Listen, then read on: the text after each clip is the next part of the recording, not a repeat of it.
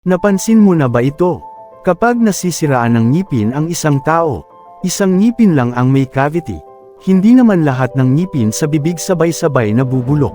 Kung pare-pareho naman silang kumakain ng parehong pagkain, nalalagyan ng parehong bakterya, nasa parehong bibig, bakit hindi sabay-sabay nabubulok ang mga ngipin? Sa video na ito, aalamin natin ang science at psychology ng tooth decay, at baka magulat ka kung gaano ito ka-interesting. Isipin mo ito, may dalawang magkaibigan na nagpunta sa dentista. Pareho silang mahilig sa matatamis. Pareho rin silang minsan nakakalimut magsipilyo sa gabi. Pero nang tiningnan ng dentista ang kanilang ngipin, yung isa, isang molar lang ang may cavity. Yung isa naman, wala kahit isa. Doon nagsimula ang tanong, kung pareho naman ang ginagawa natin sa bibig natin, bakit iba-iba ang nasisirang ngipin? Una sa mga dahilan, hindi lahat ng ngipin ay pare-pareho. Ang mga ngipin sa harap, tinatawag na incisors, ay makinis ang ibabaw. Pero ang mga ngipin sa likod, ang molars, ay may maraming uka, singit, maliliit na valley. Para silang maliit na bundok na may maraming bitak. At alam mo kung ano ang nangyayari sa mga bitak na ito. Doon naiipon ang pagkain at bakterya. Kaya kadalasan, ang unang nabubulok sa bibig ay ang molars. Hindi dahil mahina sila, kundi dahil sila ang pinaka-ginagamit sa pagmuya. Ikalawang dahilan, may mga lugar sa bibig na hindi mo nasisipilyuhan. Maging tapat tayo, kahit gaano tayo kasipag magsipilyo, may mga bahagi sa bibig na mahihirap abutin. Halimbawa, likod ng huling molar, pagitan ng dalawang ngipin, gilid malapit sa gums. Sa mga lugar na ito nabubuo ang plaque. Ang plaque ay parang manipis na layer ng bakterya. At kapag kumain ka ng matatamis, ginagamit ng bakterya ang asukal para gumawa ng acid. Ang acid na ito ang unti-unting sumisira sa enamel ng ngipin. Kaya kung saan maraming plaque, doon unang nagkakaroon ng cavity. Ikatlo, iba-iba ang kapal ng enamel. Ang enamel ang pinakatigas na bahagi ng katawan ng tao. Mas matigas pa ito kaysa sa buto. Pero kahit ganoon, hindi lahat ng enamel ay pare-pareho ang kapal.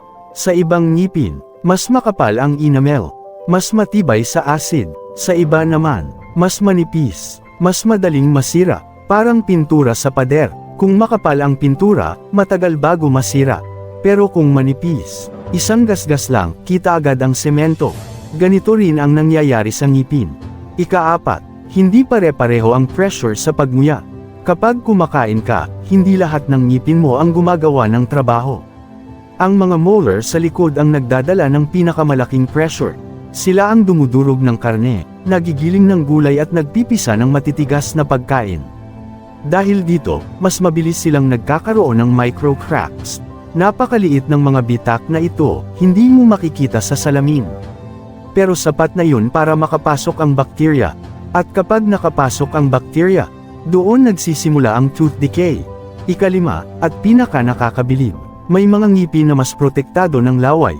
Isa pang interesting na bagay sa bibig natin ay ang laway. Hindi lang ito tubig. Ang laway ay may mga minerals at enzymes na tumutulong mag-repair ng enamel. Sa madaling salita, ang laway ay parang natural defense system ng ngipin. Pero hindi pantay ang pagdaloy nito sa buong bibig. May mga bahagi na mas maraming laway, mas protektado, at may mga lugar na mas tuyo.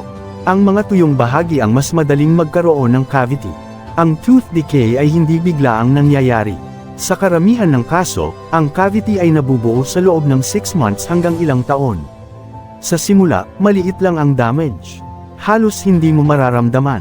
Pero habang tumatagal, unti-unting lumalalim ang butas hanggang marating ang dentin at nerve ng ngipin. At doon nagsisimula ang sakit ng ngipin na ayaw mong maranasan. Kaya, kung babalikan natin ang tanong, bakit hindi sabay-sabay nabubulok ang ngipin, dahil sa kombinasyon ng hugis ng ngipin, paraan ng pagsisipilyo, kapal ng enamel, pressure sa pagmuya, daloy ng laway, kaya, ibig sabihin, kahit nasa iisang bibig ang mga ngipin natin, iba-iba pa rin ang kanilang kapalaran. Ngayon gusto kong malaman, ikaw ba ay nagkaroon na ng cavity, at kung oo, saang ngipin ito unang nangyari? Sabihin mo sa comments, at kung may natutunan ka sa video na ito, huwag kalimutang mag-subscribe para sa mas marami pang bakit na tanong tungkol sa katawan at isip ng tao. Kita tayo sa susunod na video.